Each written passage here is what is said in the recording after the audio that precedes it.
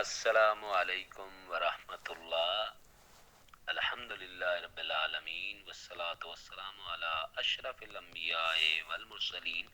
اما بعد فاعوذ باللہ من الشیطان الرجیم، بسم اللہ الرحمن الرحیم۔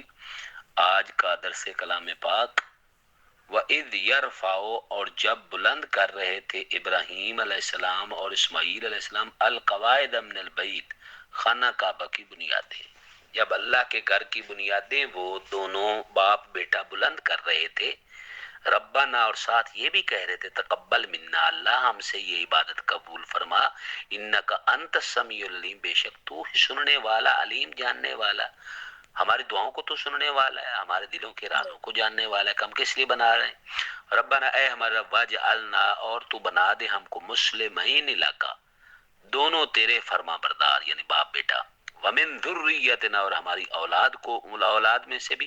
امتن مسلمہ، ایک بڑی جماعت، مسلمت اللہ جو تیرے ہی فرما بردار ہو، مسلم منا فرما بردار،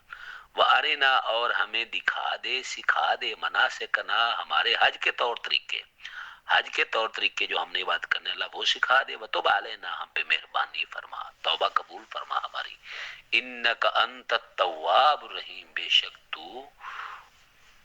انتواب، بہت زیادہ توبہ قبول کرنے والا، الرحیم، بڑا مہربان ہے، ہمارے سیاہیوں کو، ہماری سیاہکاریوں کو، ہمارے پہاڑوں جیسے گناہوں کو دیکھ کر اللہ معاف کرتا ہے، پردے رکھتا ہے۔ ان دو آیات میں خانہ کعبہ کے بارے میں بات ہو رہی ہے کہ جب وہ دونوں اللہ کا گھر بنا رہے تھے، ساتھ ساتھ قبولیت کی دعا بھی مانگ رہے تھے۔ قبولیت